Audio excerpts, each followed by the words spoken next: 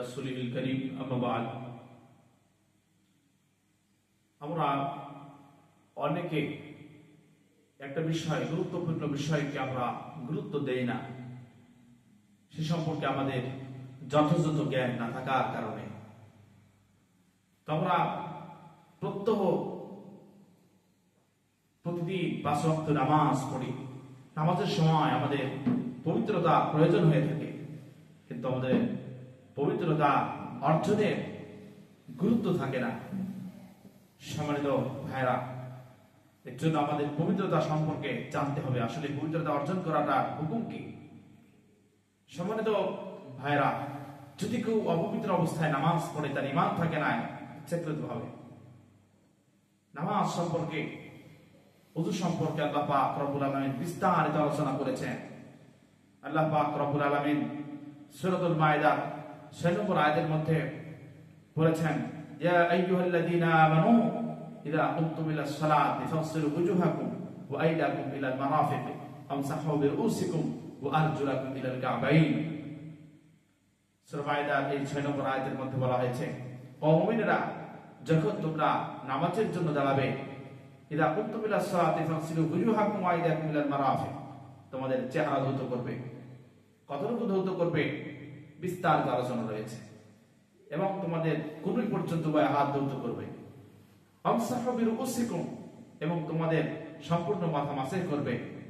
আমাদের হানাফি মাযহাবের অনুসারে মাথার 4 ভাগের 1 ভাগ মাসেহ করা ফরজ, এবং সম্পূর্ণ মাথা একবার মাসেহ করা মুস্তাহাব। ওয়া আরজুলাকুম ইলাল কা'বাইন, এবং টাকনো সহ 2 পা তোমরা ধৌত করবা। এই আয়াত থেকে নামাজের পূর্বে নামাজের জন্য আমাদের ওযু করতে নির্দেশ দেওয়া হয়েছে। সুতরাং কেউ যদি বিনা পবিত্রতা নামাজ পড়ে ফেলে, তাহলে সে অনেক বড় গুনাহগার হয়ে যাবে।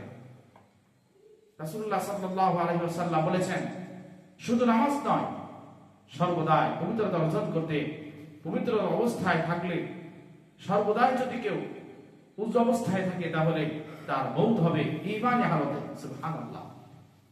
এরপরে রাসূলুল্লাহ সাল্লাল্লাহু আলাইহি ওয়াসাল্লামের ভাষায় আল্লাহ পাক বলেছেন, ইন্নাল্লাহা ইউহিব্বুত তাওয়াবিনা ওয়া ইউহিব্বুল মুতাতাহহিরিন। 2 ধরনের লোককে আল্লাহ পাক রব্বুল আলামিন পছন্দ করেন, ভালোবাসেন। এক নম্বর হচ্ছে আত-তাওয়াবিনা, যারা তওবা করে, গুনাহ করার পরে তওবা করে। 2 নম্বর হচ্ছে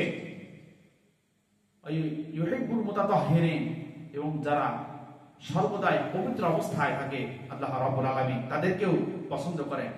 রাসূলুল্লাহ সাল্লাল্লাহু আলাইহি ওয়াসাল্লাম বলেছেন, কেউ যদি এই ওযু করতে পারে, পবিত্র অবস্থায় থাকতে পারে, আল্লাহ পাক তার জিন্দেগীর সকল গুনাহ maaf করে দেন।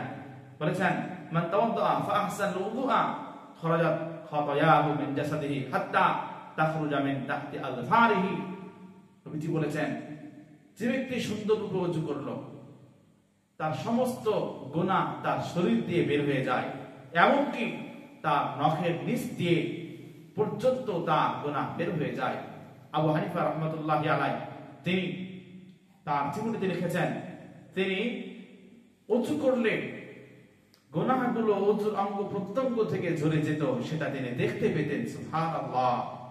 এরপরে রাসূলুল্লাহ বলেছেন, যদি কেউ ওযুর পরে 2 রাকাত সালাত আদায় করতে পারে, তাহলে তার জন্য জান্নাত ওয়াজিব হয়ে যায়। নবীজি বলেছেন নিচের ভাষায়, মা মিন মুসলিমিন ইয়াতাওয়াদ্দাউ, যে মুসলমান ব্যক্তি ওযু করে, ফায়ুহসিনু উযুআহু, এরপরে সুন্দররূপে ওযু করে, থুম্মা ইয়াকুমু ফায়ুসাল্লি রাকাতাইনি মুকবিলান আলাইহিমা বিকলবিহি ওয়া ওয়াজহিহি, সুন্দররূপে ওযু করে কিবলামুখী হয়ে একনিষ্ঠতার সহিত 2 রাকাত সালাত আদায় করে, ইল্লা ওয়াজাবাত লাহুল জান্নাহ, তার জন্য জান্নাত ওয়াজিব হয়ে যায়। সুবহানাল্লাহ। জন্য সম্মানিত ভাইরা, আমাদের এই বার্তাটি যাদের কর্ণপ্রহরে পৌঁছবে, সকলের কাছে আমাদের জন্য, আমাদের পক্ষ থেকে করজোড় অনুরোধ, আপনারা অবশ্যই ওযু করার চেষ্টা করবেন, সর্বদা ওযু অবস্থায় থাকবেন। রাসূলুল্লাহ সাল্লাল্লাহু আলাইহি ওয়াসাল্লাম বলেছেন, কেউ যদি ওযুর পরে আশহাদু আল্লা ইলাহা ইল্লাল্লাহু ওয়া আশহাদু আন্না মুহাম্মাদান আবদুহু ওয়া রাসূলুহু এই দোয়াটি পড়তে পারে, তাহলে তার জন্য জান্নাতের সমস্ত দরজাগুলো খুলে দেওয়া হয়। ইয়াদখুলু মিন আইয়িহা শাআ, 8টি দরজার যে কোনো একটি দিয়ে চাইলে সেই জান্নাতের মধ্যে প্রবেশ করতে পারবে। এজন্য প্রচুর গুরুত্ব অপরিসীম। ইবাদত করার সময়, কোরআন তিলাওয়াত করার সময় আমরা তো অবশ্যই হুজুরের দিকে লক্ষ্য রাখবো। তাছাড়া 24 ঘন্টা আমরা ওযু অবস্থায় থাকতে সচেষ্ট থাকবো। নবীজি বলেছেন, যারা সর্বদাই পবিত্র অবস্থায় থাকবে তাদের ঈমানি হালতে কালিমা জপতে জপতে তাদের মৌত হয়ে যাবে। আর যারা কালিমা পড়ে মৌত হবে যাদের, তারা সরাসরি জান্নাতের সার্টিফিকেট দিয়েছেন নবীজি সাল্লাল্লাহু আলাইহি ওয়াসাল্লাম।